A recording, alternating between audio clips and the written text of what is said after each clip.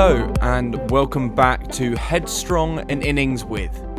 This series is entirely devoted to the sport of cricket, and I am talking to a number of cricketing individuals about their lives and their careers, but notably their vulnerabilities, to understand what the word headstrong means to them. This series, we are supporting the Ruth Strauss Foundation. To make a donation, text 60191 using RSF10 to donate £10. This series is also sponsored by McGill and Partners and Ascot Group. Thank you for your continued support to this series. As I said, this series is entirely devoted to cricket, and we have had some incredible cricketers on, including Jos Buttler, Jason Holder, Bess, and many more, so go check those other episodes out. If you are listening to this episode, you are tuning in to listen to me talk to Kate Cross. Kate is a wonderful cricketer, but has had her own fair share of experiences with mental health. We go into detail about her life, including her experiences within the England dressing room and on the fringes of the sport. I really hope you enjoy this episode. Kate, thank you so much for joining me on Headstrong. How are you? I'm actually really well, thank you. Thanks for asking. How are you? Yes, I'm very well, thank you. In fact, I recently recorded a podcast with somebody who's actually going to be on my next series, but she came up with this amazing initiative where in the first lockdown out in the States, she just invited all of her best friends to do this kind of campaign to ask, how are you feeling? And It was really interesting. And so today, how are you feeling? That's funny, isn't it? It's such a different question. It poses like such a different answer, but I'm actually quite tired today. I've been quite tired for the last couple of weeks, actually. So yeah, feeling quite drained, but generally good. I'm in a good place. I mean, we're speaking early into the season, early into the summer. How are you feeling about that then as well? Has it come from cricket? I mean, I can imagine the start of the season is exhausting anyway. I mean, the whole thing is exhausting, but yeah, it's funny now. We don't really have a start of the season anymore. You know, we obviously do follow the sun. We're quite princessy when it comes to cricket, and we play in the sunshine. And as soon as it rains, we obviously get indoors. But yeah, generally the start of the season should be the most, I guess, fresh that we feel. But now because we train so often and we play so often, which is brilliant, by the way, it's not, you know, that's not a criticism whatsoever. You're constantly kind of chasing your tail and trying to find gaps in your schedule. So I think as we become more professional and our schedules get busier, generally we need to get a bit better at finding those little gaps where we're able to get away from the game. And we're actually just coming off probably about a 6-week fitness block, because we've had the opportunity to get together as a squad. There's been no away tours, no big bashes or women's IPL for people to be spread across the globe. So we've actually come together as a team for 6 weeks. Again, quite unique. So it's been tiring, it's been hard, but I think we're just looking forward to getting to actually play some cricket now, if the sun comes out, which it's not doing yet. I know, I feel like April really kind of gave us the sun and there was no cricket. Absolutely not. But it does make me like realise how great we had it last year when we were in that lockdown and the sun just seemed to shine every single day. I think it's just made me appreciate how bad that could have been had we not had that good weather. Definitely. Now, I think the best way for me to navigate this is I'm going to just go as chronological as I can in terms of life and career. So we will come on to COVID, lockdown, summer cricket and all that. But I just want to just go through everything chronologically, if that makes sense to you. Yeah, of course. Go for it. Because, I mean, first things first, you were born into a sporting family, which is something that is worth noting. Your dad being a footballer and a coach. Did you feel pressures on you as a child to get into sport, or was it just part of the household and just what you knew? Yeah, literally never under any pressure to play sport. It was just there. It was always there. Don't get me wrong, like I tried to play musical instruments, tried to play the guitar for like a year, couldn't do it, not musically gifted whatsoever. But yeah, sport was just something that I kind of grew up with, and it was I guess just something that, well, I'm the youngest of 3, which paints a picture in itself, because obviously the littlest in the family just gets dragged around and gets told to bowl or go in net or, you know, stand there and be a goalpost, whatever it is. So I was that kid in my family. So in some respects, I feel like I was really lucky that I had an older brother and an older sister that kind of guided me into sport. I don't know why I say that like there's a but, because it shaped my life. You know, cricket has given me my career. It's given me everything that I've got to this day. So I'm very grateful to have an older brother that really pushed me into cricket. But when I say pushed, I don't mean that was forced upon me. I loved it. You know, it was my hobby. I was the kid I was the only girl really down at my cricket club as a youngster, as like a 10, 11-year-old. I was always running around with the lads, getting messy, playing cricket, playing football, whatever it might have been. So as much as I got pushed into it in the sense that I was the youngest, I also thrived on it and loved playing it. So when did you know then, as a child, that cricket was your sport? Because you talk about there of just getting stuck in and doing everything. When did you know that your passion lay in cricket? Probably not until I was mid-teens, maybe around 14 or 15. And that was probably because I got an opportunity to go into the Lancashire Academy. And I was the first girl to get accepted onto that academy, which was a really big thing at the time. And I didn't kind of realise the enormity of it. But that was at the point that I had to choose between netball and cricket. I love playing netball as well. And, you know, I was the kid at school that played every sport, was trying to get into all the teams, like annoyingly wanted to be involved in everything. But yeah, it was probably around 15 where I had to kind of think about taking cricket more seriously. But yeah, it's funny you talk about it as a passion, because I've never thought of it like that. I've always just seen it as a part of my life. And I think that was probably from being involved in it so young. Like I talk about my older brother, he played in the first team when he was like young as well. But when I was then 10, he was playing first team cricket. So on a Saturday and a Sunday, we were all packed up in the car for the day. We'd go down to the Haywood, which was my club. And, you know, my mum and dad would say, as long as you don't leave the gates, you're absolutely fine to go and do what you want to do today. So like my entire weekend then was being at the cricket club. So it was, I think it's just like been ingrained in me from such a young age, which I think if you talk to anyone that plays cricket, that happens a lot. It's kind of like a real community, a real family feel around the cricket club. So yeah, I guess that's another thing that I count myself really lucky for, that I've got so many people that I kind of grew up with who were my babysitters, basically. You know, they just looked after me for the weekend. So it was great for my mum and dad as well. They could sit and have a drink watching the cricket. I bet they were appreciative of that. I mean, that's something I would definitely agree on as well, though, the word community, particularly because, you know, I've recently moved to a new area and I haven't played cricket in like 5 years, but I was just like, what am I going to do? I'm going to join the cricket club. And, you know, the first net I went to, I was obviously a bit nervous meeting new people, whatever. But it's now just a massive community. And, you know, it's amazing. Even despite the COVID situation, cricket is going ahead. You know, there's still allowed to be outdoor beers after the game and a good atmosphere, really welcoming. And, you know, there's group chats going on and there's fun, there's banter, but there's also a really supportive atmosphere. And I think that's what it really has captured specifically in England about cricket at every level as well. Yeah, I think that's exactly, like, it captures you because, and I think there's probably an element of the length of the game as well. It's not just a 90 minutes, you know, you go in the dressing room, you get changed, you play, you leave.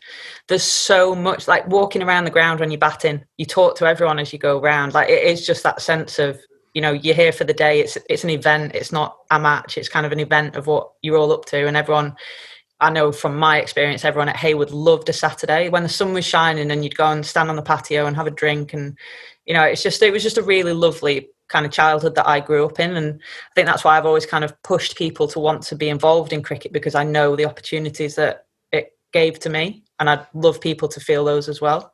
Definitely. But with your cricket then, was there much in terms of infrastructure at school? Or was it actually all outside and all club driven? Yeah, I went to an all-girls school, so there was no cricket for me. It was rounders, hockey or netball or swimming. So yeah, it was just purely the fact that I had an older brother, dad that played, uncle that was the under-11s coach, that then probably made it a little bit more comfortable for me to go and play in a boys' team because I had the familiarity of my uncle being there. But yeah, I think once I got past that initial stage of kind of going down and being the only girl, it then became second nature that, you know, cricket was just something that I loved. There was never in my childhood, I never took a step back because I was a girl, which I in hindsight find I'm really lucky about. You know, that's a really lucky thing that I was welcomed into a cricket club and people saw the fact that I had a bit of talent and they never saw the fact that I was a girl. And that was, thinking back now again with hindsight, it was such a driving force for me to be able to carry on doing what I'm doing, again, be sat here today as a professional cricketer. That's really interesting as well, because you know what Sarah said, exactly the same, and it's such that. I think that also says something again, I hope, about the sport in terms of its inclusivity. I mean, obviously, I'm sure that you do have particular stories, you know, of, I don't know, opposition or something, or, you know, I mean, whether you call it sledging or literally you're going further to the kind of, you know, further afield from that. I don't know, but I mean, I don't really want to talk about that part of it. But you were talking about being the first women to be accepted into the Lancashire Cricket Academy, which is, you know, when you hear it back, astounding. But how do you reflect on that today and realise what that means to you today? It is the reason that I'm sat here today, because if that hadn't have happened, I mean, obviously you don't know, you've not got a crystal ball, you don't know what might have happened if I'd not been selected. But I guess what I was doing at the time, and I didn't realise it, was that I was kind of like pushing down doors. And again, I like massively stressed. I wasn't out playing cricket to do that. I was out playing cricket because I loved the sport. And I felt like these opportunities were just amazing. And being in the academy meant I got the opportunity to train 3 more times a week and go and do what I loved 3 more times a week. But now looking back, it like I said, it is the reason that I'm sat here today, because it made me choose cricket. It made me solely concentrate on the fact that I might play cricket for England. And I'd never thought about that before. I didn't even know the girls had a cricket team. You know, I was that naive, and that visibility wasn't there for the women at the time. So I just didn't know that it was a thing. And it certainly wasn't a career at that point. You know, it's still my hobby. It was still just something that I'd set a goal and was going to try and achieve that. So yeah, it was an enormous part. It's probably like the real pinnacle. And I always talk about John Stanworth, who was the director at the time of the Lancashire Academy, who selected me. And he always spoke in the media about how I'd been picked on merit. And I wasn't picked because they needed to have a girl in there. There was no kind of quota system or anything. And that, I think, gave me some confidence as well, to think that someone has done something groundbreaking here, and they've changed things. And that then ultimately meant that the next girl that came in, it wasn't going to be as big a deal. And now I look at the way that the Lancashire system is, and there's a girls' academy, there's a girls' emerging players programme. And, you know, those opportunities just weren't there for me when I was a kid. So I just think how brilliant that is for a young girl now to see an actual pathway through to potentially elite sport. Are you aware of the catalyst that you were then for the club? Because it's actually, that is probably from you, that stemmed from you. And indeed, as you say, how far the game has progressed even in the last 20 years. No, I don't think of things like that. I find it really funny when people like call us role models. I think that, you know, I'm still a girl that's just playing a sport that she's loved all of her life. Like, I hate it sometimes, don't get me wrong. But, you know, I don't think I've ever done it for those reasons. And I think subsequently I've probably created more opportunities maybe for the next generation, but I've kind of done that by mistake, if that makes sense. No, sure, I understand where you're coming from. But with huge success from cricket comes the opportunities that come with travelling with the cricket as well. Now, that's something that I'm interested in talking about. What is that travelling atmosphere like? Because you do go away for periods of time. I mean, how do you prepare for a tour, both, you know, in terms of your cricket, but then, you know, your family can't come with you, and especially all your family come with you. How do you prepare mentally as well?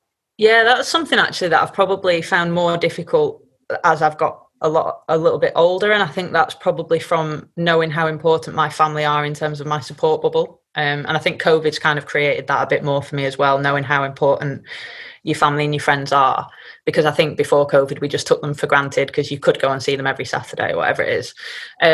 But when I was a youngster, I just remembered like going on tour was the most exciting thing. You know, you were getting a free holiday, basically. There was hard work that was involved in it as well. But, you know, you're going to see these places in the world that you probably never get to go to. You know, I would never have gone to Bangladesh, probably wouldn't go to India or places like that. But cricket has given me those opportunities.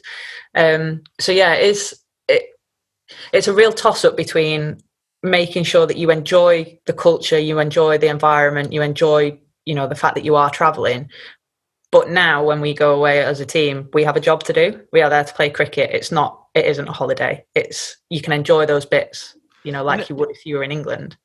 is there are there different tours where it's easier for you to go on tour, as you say, to enjoy, because you enjoy the culture more, or because I don't know, the time difference is better? Is there a different? Yeah. And that probably makes you enjoy your cricket more as well, I imagine. Yeah, of course. Like Australia is an incredible place to tour. And I think for me, the countries that are really similar to England, I find the easiest because the culture's similar. Mm-hmm. Places like India, kind of in like the Asian continents, then they're Asian continents. There's one Asian continent. They're Asian countries. They're sometimes security can be a lot tighter with places like that. So you might be a bit restricted with where you can go or how many people need to be in a group when you travel. So that sometimes adds to a bit of stress, but I think we're probably just a bit more used to those countries as well now because we've been lucky enough to go and visit them. But I'd say where every country has got a pro, it's also got a con. But equally, every country that's got a con has got a pro as well. Like India is just such an incredible place to go to. Like the people and how they think of cricket, and it's like their religion. And you go and they think you're pretty much the queen because you play cricket, and it's amazing that you could get treated like that because of sport. So yeah, each place has got its own kind of special like part of it that we all love, but touring can be really difficult sometimes. Like you said, you're away from your family so much. The time difference as well. People don't kind of think about that sometimes, but India's a really tricky one for that actually, because like the 5 hours makes it quite tough, whereas Australia completely flipped and it's 12 hours, so you've got morning and night where you can talk to people. Definitely, that's seriously tricky. I think staying in touch is now, probably as you've probably learned throughout your career, far more important. Yeah, and just absolutely. making sure communication is key. And I think with technology as well, that's made it so much easier because I remember my brother went to Australia for 3 winters and he played for a club team over there, and I had to write him letters. It was that long ago. I was a 10-year-old and I would, like, every 2 weeks I'd wait for the postman so that I could get a letter off my brother. And now I literally pick my phone up and I can see my dad in his living room, or I can see my nieces running around in their gardens because of FaceTime. So that has massively helped this generation of cricketers, I think. Yeah, I completely agree. Now, of course, in any cricketing career, there is always that intrinsic fear, but also just natural kind of how teams and professional teams are of being left out of the squad or being 12th man and whatnot. Of course, you are there as a professional sportsman to have that desire to play. How do you deal as a professional sports person not being picked? And how difficult is it to see your friends, but also your colleagues kind of playing, but you're nearly there? What's that feeling like? It's really difficult, actually. And I think, I don't think it's anything that gets easier. It's something that you probably experience more and you understand those emotions more. But I never get over the not being selected, because you almost feel like you're owed something, which obviously is not the case. That's how professional sport works. But you think, I've worked really hard for 8 weeks. Why am I not playing? I've worked as hard as everyone else. Why am I not like being picked and being able to go out there and showcase that? And like the World Cup in 2017 was a perfect example of that for me, because I've openly said this to the girls and I hate myself for it, but I went up and down that day. So I was like a yo-yo all day, and I was, I don't want them to win. Of course I want them to win. My best friends are playing on that pitch and they're playing in front of 25,000 people at Lords. Of course I want them to win. It'll be amazing for women's cricket if they win. And then I'd flip back to, no, I'm not involved. I don't want to see them lift that trophy because I've not been there and I'm not part of that team. And yeah, it was just such an emotionally draining day for me because I had that, complete yo-yo all the time. So yeah, I'm not giving any advice here. I'm kind of just saying how difficult it is. But I think, like, when you sign up for professional sport, that's part of it. You realize that you don't get the career that you might have written down as like your fairy tale career. Some people do, don't get me wrong. That sometimes does happen for people. And that's actually something that I'm battling at the minute, is I've not had the career that I thought I would have. I thought by the time I got to 29 that I'd be cemented in the England team and I'd, taken X amount of wickets and played X amount of games. And it's just not happened that way. And I had a real, a proper meltdown about it when we were in New Zealand in February just gone. I wasn't selected for the first game, and I really had to take a step back and kind of say, do I really want to carry on doing this? Do I really want to put my body through this? Do I really want to put my head through this? Because it is mentally draining. And then I wasn't getting the rewards of being able to go out and represent my country. And I had to really remind myself that I'm in such a unique position, that the 15 girls that had travelled to New Zealand were the best 15 girls in the country at cricket at the time. And I feel like you really lose sight of that, because we train day in, day out for England. So your England career becomes everything. Whereas I feel like that's where maybe the women's game hasn't developed like the men's game has at the minute. The men play for their counties a lot more, and they, dip in and out of the T20 Blast, or they go over to the Big Bash, and there's a lot more opportunity to play cricket. Whereas for us, it's like England or England, basically. It's getting better now because we've got the regional hubs and the 100, etc. But I think I just put so much pressure on myself that if I'm not playing for England, that must mean I'm no good at cricket. And my dad rings me all the time. He's like, Kate, you're over with England. You're in the squad. Be really happy about that. And of course I'm happy about that, but I also want to be out there playing and representing and winning games for England. That's the catch-22, though, of a professional sports person, probably. Because, the fact that you've been picked for England, anyone would be proud of that. But then the fact that you haven't been picked to be in the starting 11, you beat yourself up about it. Exactly, yeah. And again, it's just that I think you battle with yourself more than anyone, because you think you've failed because you're not playing in that starting 11.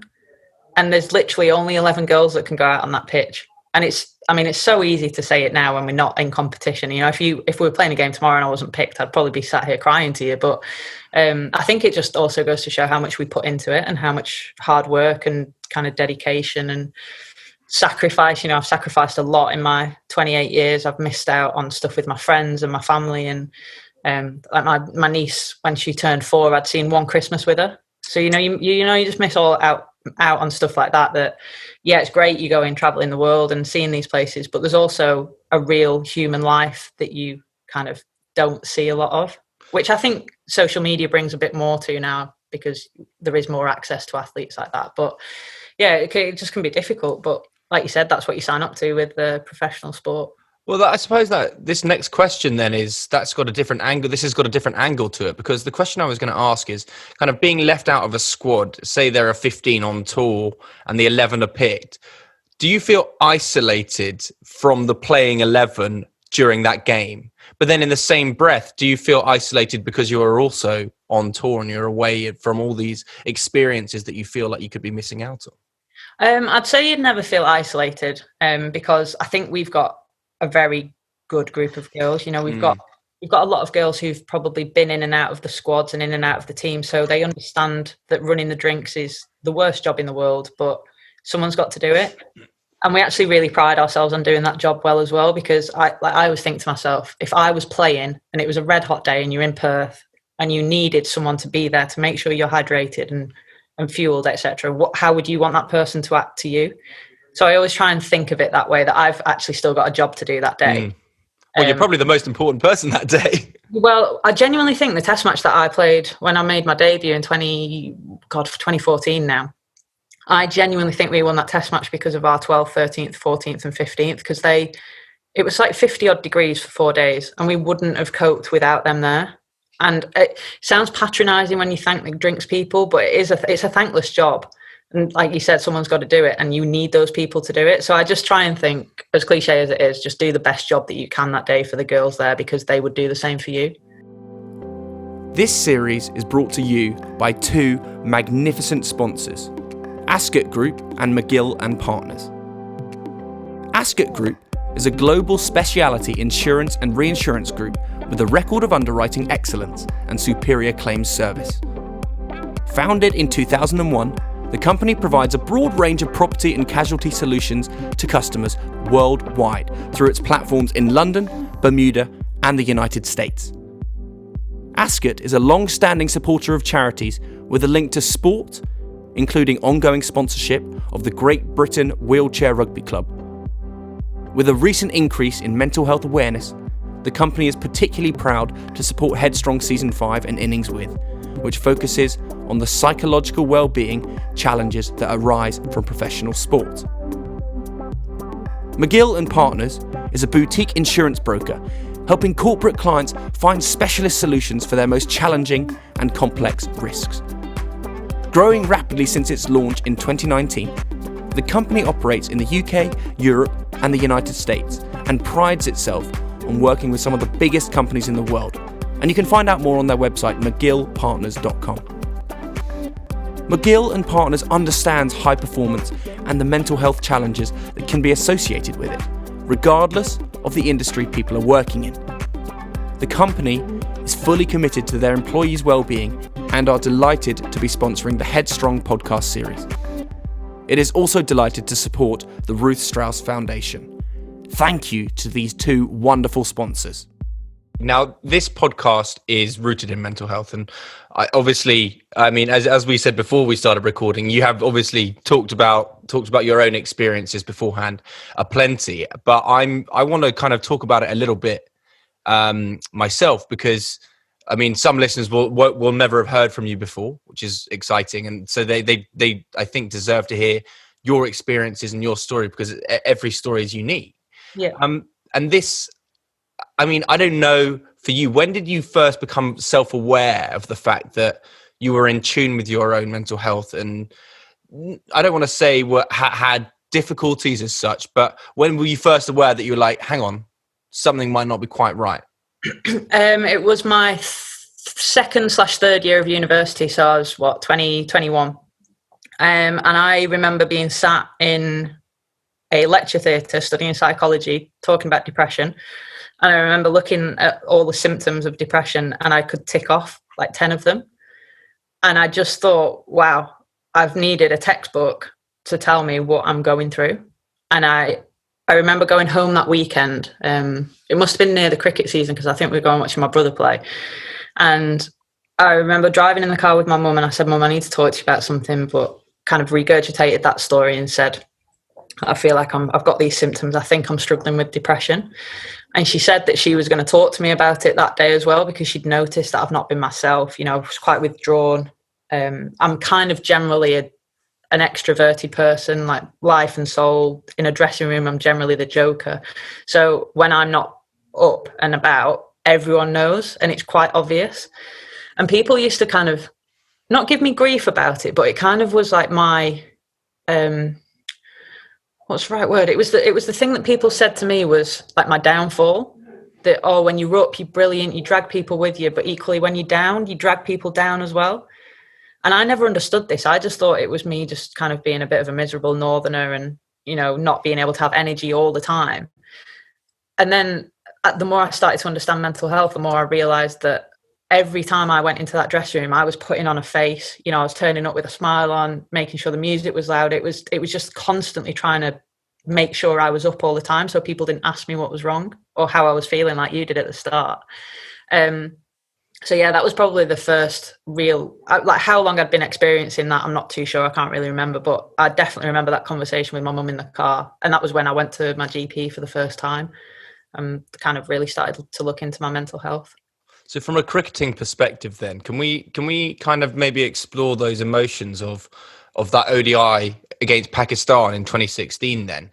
Because your family were watching and you were kind of experiencing something yourself.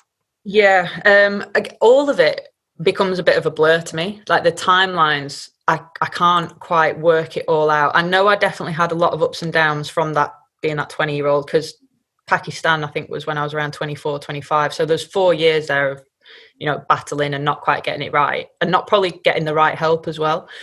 But yeah, I remember that series, everyone was absolutely dominating in the England team. Lauren was scoring hundreds, Tammy was scoring hundreds, Nat was taking the mick with how many sixes she'd hit. All our bowlers were taking wickets. And I remember not even being able to kind of go under sixes in like my economy. And I remember being down at fine leg, and I spoke about this quite openly, but I remember having that lump in my throat and I had my sunglasses on. It was quite an overcast day as well, but I had my sunglasses on so that if I cried, no one would see, because it was on it was a Sky televised game. So I didn't want anyone to see that I was crying or potentially could cry. And we had family days with Mark Robinson. So he would have a day where he put on like a buffet and all our family members were able to go and enjoy the occasion of us all playing for cricket. It was nice for the parents as well because they got looked after. And it was the first game of my England career that my brother, my sister, my mum and my dad had all got to on the same day. And so I remember thinking to myself at the start of the day, I need to have a good day. You know, if I take 5 for today, it'll be amazing. It'll be the perfect day. And then I'm down at final, like crying my eyes out, thinking, how have I got here? I'm not good enough to be here. Everyone's dominating and I'm just literally treading water. So that was the start of where my first real major mental breakdown came. So that was the back end of one summer. And we were going over to the West Indies. And I think there was a back-to-back tour with Sri Lanka on the back of that. And I remember I've probably fast forwarded here. I might have taken a few questions away from you, but I remember I was picking Sophie Eccleston up. She was too young to drive. So I was picking her up en route to come down to Loughborough. And I woke up absolutely bawling my eyes out, sat in the kitchen eating my Weetabix with just tears streaming out of my face. And my dad came into the kitchen and he was like, what has happened? You know, something tragic must have happened for you to be what is going on? And I just said, I can't go to Loughborough. The thought of getting in my car and driving to Loughborough makes me feel like this. And it was just so much anxiety, so much stuff that built up and I didn't know how to control. And I remember I got in my car. I somehow got changed, got in my car because I was picking Sophie up. That was the only reason that I got in my car that day. And my dad stood in front of my car and he said, you can't drive. Like I literally, like puffy eyes. Imagine someone at their absolute worst. That was me trying to drive a car. And he stood in front of my car and he's like, you can't drive like this. And I nearly knocked him over because I was just so adamant that I was going to get down to Loughborough and I was going to, just achieve picking Sophie up and getting her down there. And then on the back of that, when I finally did get down there, I spoke to the physio and I just said, I can't do this anymore. I need to leave. I need to get out. And I sat down with our head coach and I just said, I tried to explain what I was going through and I couldn't really work it out in my own head to try and explain to him. And he just said to me, he said, look, get away. He said, go on holiday. I'm not going to select you for the West Indies tour. He said, you've got however many days, just, book a flight and go and get some time to yourself and we'll work this out.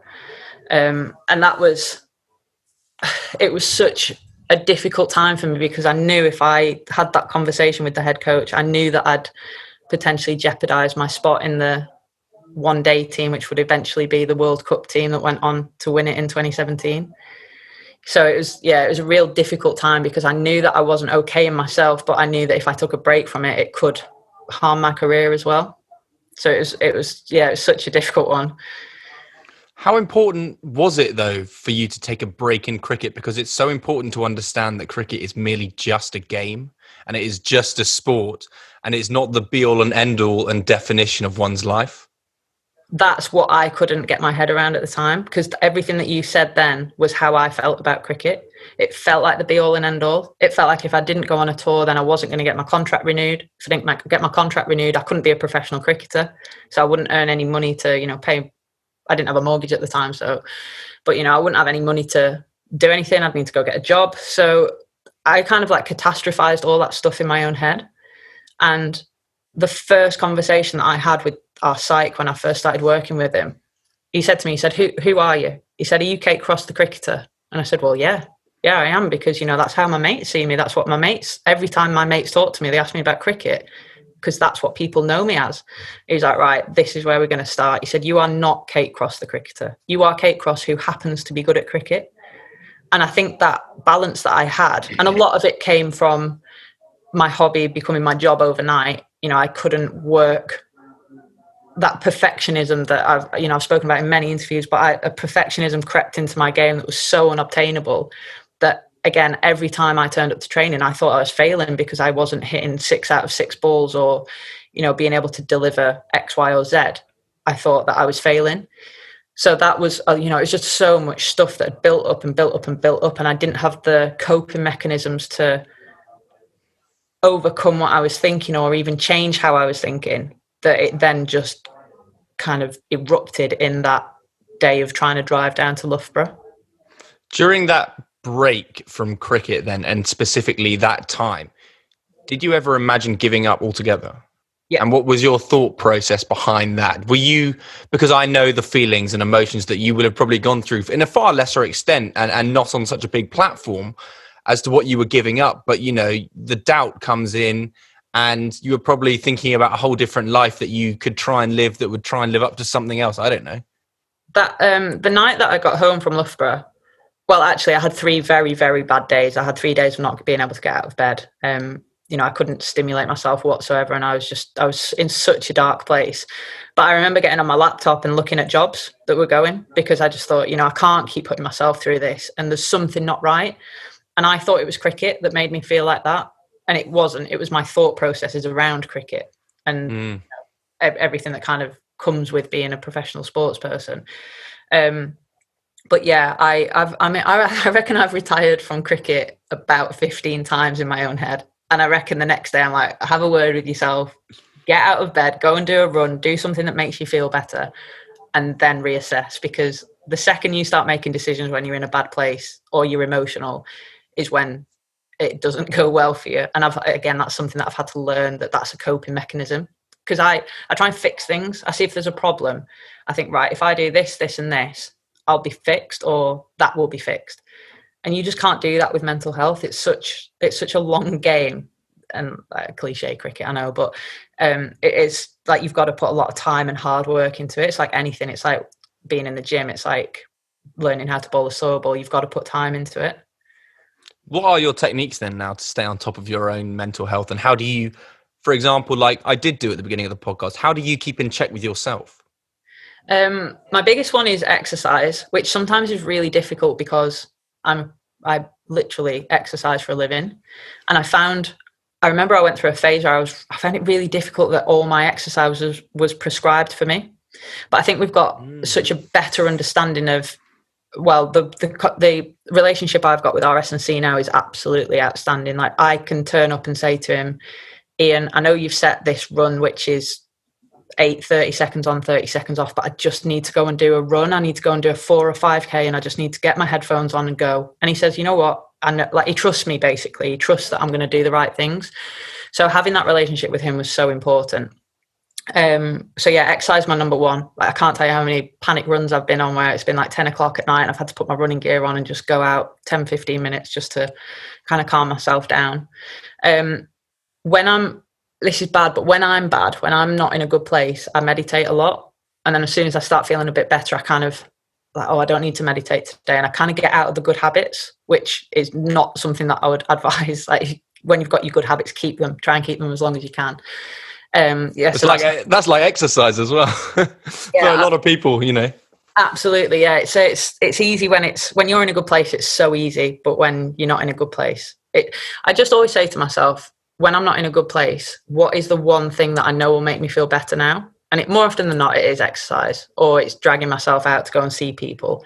And it's the last thing that you want to do. It's always the last thing you want to do, but you've just really got to force yourself to do it. And it's hard, but you've just got to know that and trust the process that will help make you feel a little bit better. And it's not going to happen overnight, but you've just got to kind of keep chipping away at it. But my other one is just talking. And that's why I'm so selfishly, talking about mental health for me is a real positive thing, because it allows me to just even talk about my story again. It just allows me to almost remember what I've gone through and how I've got to where I am today. And don't get me wrong, I'm not perfect with it now. I still have my ups and downs, and I'm still learning about mental health still, which, you think you've been going through it for nearly 10 years, you think you'd understand it more, but I think it changes so much, and each kind of phase that I go through is very difficult. It is very different, than the last one that I went through. So yeah, I think being able to talk about it is really important. And whether that's with strangers like you on podcasts, or that's with family members or friends or whoever it might be. Well, you've talked about as well the likes of Mark Robinson, of speaking to Sarah Taylor, and your family as well. How important is that unity in the dressing room for support then? Oh, it's so, so massive. I can't even tell you. So that day that I really, couldn't get down to Loughborough and only got down because I was driving Soph, I couldn't face the girls. I couldn't let them see me how I was. If anyone saw me crying, I thought, God, it's just going to be like attention seeking, and everyone's going, oh, what's wrong? What's happened? I'm going to have to try and explain this. And I couldn't explain it. Whereas now, like after the Derbyshire bubble is a really good example, but we came back into training. A lot of the girls were over with the Big Bash, so it was probably about 8 or 10 of us in Loughborough every week, and we had a WhatsApp group, and I just said, girls, I'm not at my best at the minute, don't worry about me, I don't need anyone to do anything different, just keep me busy.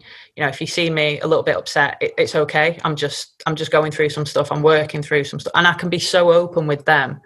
And I think almost puts them at ease as well, because then they're not treading on eggshells around me and thinking, oh God, what's happened at home? Or, you know, has the dog died? What is it? That I think just being able to be open with your teammates is so important for them to be able to help you as well, which is just so massive because we spend so much time together as a squad. And in a similar breath as well, another squad of yours that you're incredibly passionate about is your own family. And, you know, they're your, as you now talk about even more so post lockdown and post COVID, well, during COVID, how important that support network is of your family. How important was it for you at that time then to have them involved in your process? Because I know that your parents sat in with the psychologist. So how important was that for you? But also kind of, I can only imagine the weight on their shoulders of having to, you know, because it's the daughter that they love more than anything and they want everything for.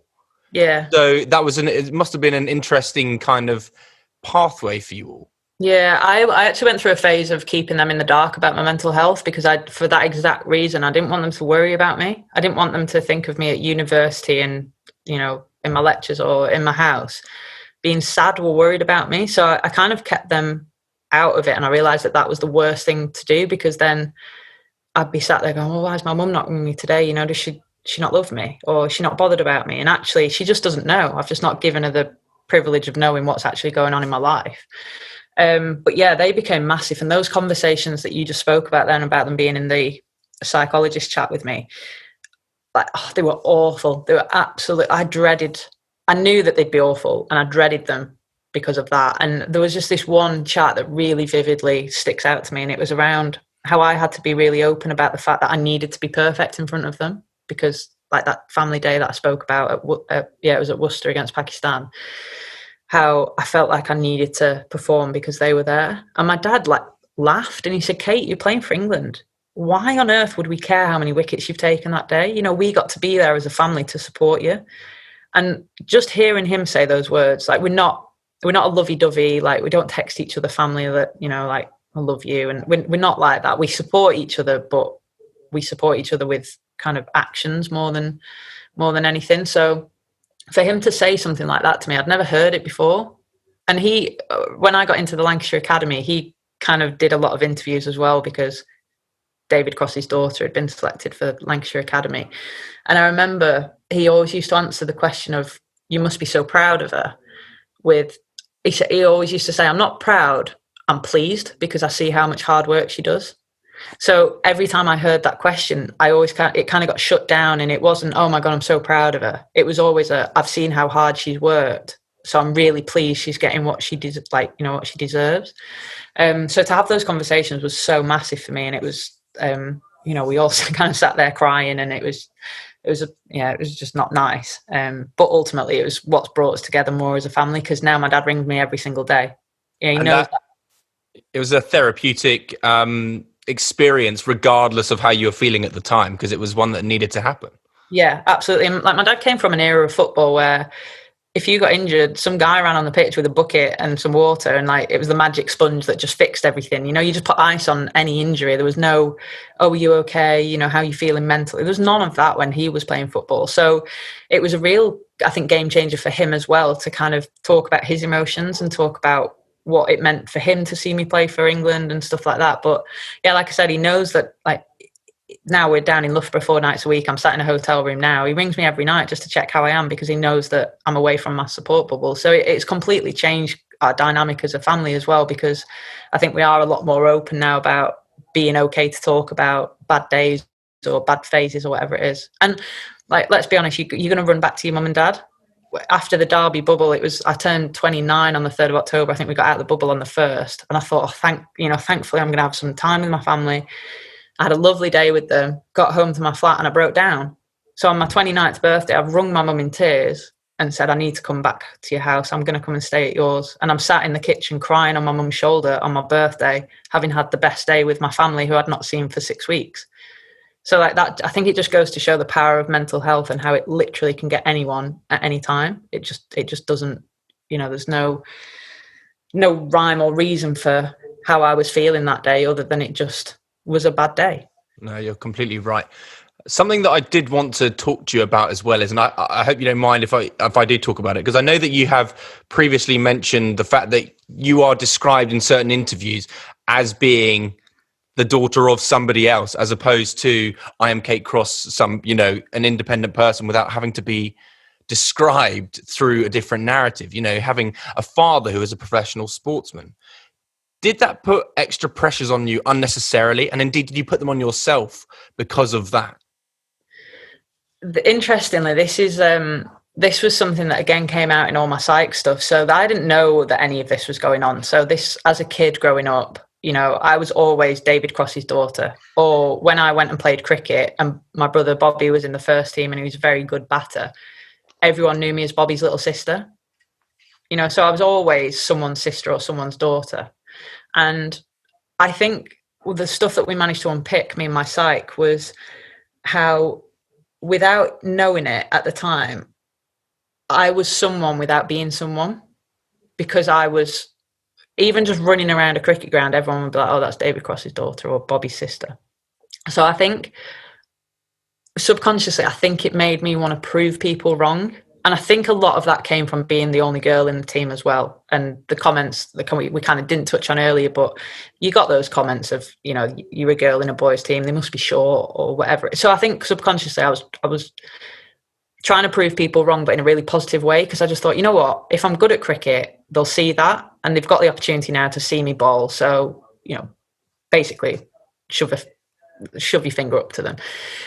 So I think that kind of all had to get unpicked when I had that breakdown in 2016. And it was something that, I genuinely couldn't believe that when the psych sat down, he gave the old cliche, all right, what was your childhood like? I was like, no, we're not talking about this. I said, I had a great childhood. I've had so much love, so much support. I've got an amazing family. We don't need to touch on that. And he said, hang on a minute, we're going to touch on it.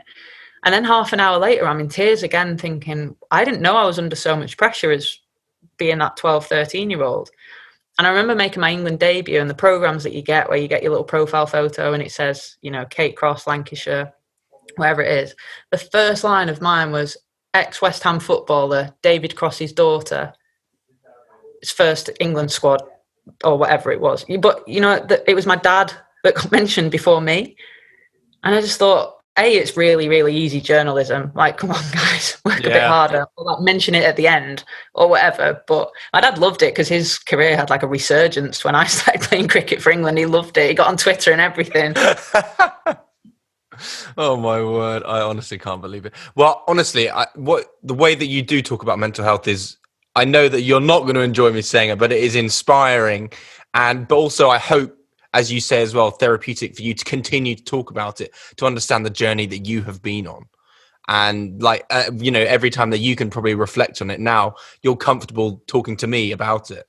Yeah. And, now knowing it's going into the public domain again and again, and it's a nice feeling, I hope, for you to be able to talk about it. Yeah, it absolutely is. And I've never had any kind of like poor feedback I think I've had, like, in the maybe 40 interviews I've done about my mental health, I've maybe had 4 bad comments. So I think the ratio of those comments that I get, where people are saying like, I can't believe that someone else is going through this, or I can relate to that so much, or you seemingly have such an amazing life but you still feel like that, and it's helped me. And I just think it's so worth talking about your mental health. It's just the biggest bit of advice that I can give to anyone, that my mental health journey changed that day that I spoke to my mum, that I was willing to open up to her. I think that the big thing is that you find someone you can trust to talk to about it, because you don't want it to fall on deaf ears. You don't want someone to not take you seriously because of what you're saying. But I just think I can't shout enough about shouting about it. And I probably people get bored of hearing me say it, but you've just got to be willing to be open and talk to people, whether that's your GP, whoever it is, but just keep talking about how you're feeling, because it's so important, especially at the minute where we're going through such a rogue time of life. Just keep talking. I couldn't agree more. Talking during this kind of experience that we're all going through is more important than any other time. How did you find the lockdown then? How did you find the experiences of what this pandemic has brought on us, particularly from a kind of the fact that your life stopped? You returned to cricket, but then your life had to stop again because there was nothing going on. How did you find that lack of structure? Oh, the structure was the thing that I really, really struggled with. And I think like everyone talks about that when you finish playing cricket or sport, whatever sport you do play, when you stop professionally, that structure gets literally stripped from you. You know, where people tell you what to wear every day, where to be, what you're doing, to then basically you're making all your own decisions. It's so difficult. And that was something that I found really helped when I put a bit more structure into my days. And it was like really, really menial tasks, but it might have been like walk the dog or cook tea or do the podcast or whatever it was that day. But I just had something in that really helped me. And I think I work better with a bit of structure anyway. But yeah, I think I was just similar to everyone else. You know, it was the unknown for me that was the scariest part, that I didn't know when I was going back to cricket. I didn't know when I was going to be safe again. I didn't know when my family was safe. So yeah, I think I probably experienced lockdown like a lot of people did. And again, I went back to my mum and dad. So I went back to that comfort of having my family around me and being able to make sure that they were okay. But yeah, it was just a really difficult time, wasn't it? And we just had to adapt as we went. But I do think for me, it was as tough as lockdown was, it also gave me an opportunity to see my family for 16 weeks, which, you know, I've not had that opportunity since I was probably living back at home at school. So in a way, it was kind of really lovely that I got to spend so much more time with them and they were okay as well. And I wasn't worried about them on the other side of the world or whatever. It was actually quite nice. From a cricket perspective, the kind of the recovery of the cricket world, I would certainly argue, was led by the ECB, who did a fantastic job globally leading from the front. However, I would also argue in the same breath, though, that women's cricket fell by the wayside slightly as well in terms of getting it back up to speed. Did you find that frustrating? Yeah, of course, it was frustrating not playing cricket, but I think that I can't speak highly enough of the ECB in that time. And obviously we didn't get as much cricket as the men. That was clear to see, but it wasn't through lack of trying. You know, we had a try series that was set up to play against South Africa and India, and that got cancelled at the last minute. Then our World Cup got postponed. And then in the middle of a global pandemic where everyone was losing jobs, they still contracted 40 new female girls, cricketers, female girls. Yeah, so to be able to do that at a time where there was the rumour going around that they could have lost £380 million in a calendar year, they still kind of had that statement of, we're going to support the women's game. We're going to do what we said we were going to do. We're going to still contract these domestic players. And they did it. And then we did get cricket on, you know, right at the last minute, they managed to get that international series against the West Indies. And it was a fair play to the West Indies for coming over, because I don't know how I would have felt having to travel at that time of so much uncertainty. But yeah, it was certainly not through lack of trying that we didn't get as much cricket. Now, on the talk of success, though, as well, you're going to be kicking off the 100, which is also immensely epic. How important is that platform now as well in terms of expression for the game of cricket, but indeed just in the bigger picture, in the bigger light of sport, but in life in general? Yeah, it's, again, because we're so like engulfed in cricket so much, it can sometimes get lost and you sometimes think, right, it's just going to be another game of cricket. But I genuinely think we'll look back on this phase of women's cricket and the 100 will be a real pinnacle of that. And again, I know it's really easy for me to say that as a player, and everyone's talking so much about how they don't want the 100 and how they're opposing it. But I just can't stress enough how big a tournament it's going to be for the women. And it's created so much more. There's more money in the game for the girls now. You know, there's already those 40 girls that are contracted that are training professionally now. But there's also going to be another 8 teams worth of girls who are getting paid to play cricket. And that is massive for us. And so when I see people on Twitter going, cancel the 100, it's a waste of time, I just wish I could say to every one of them, why not just think about the actual repercussions of this tournament being cancelled? At the end of the day, it's 20 less deliveries than you would see in a 2020 game. 20.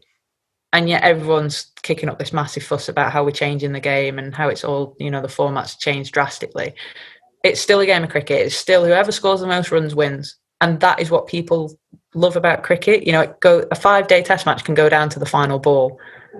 So the length of the game doesn't matter.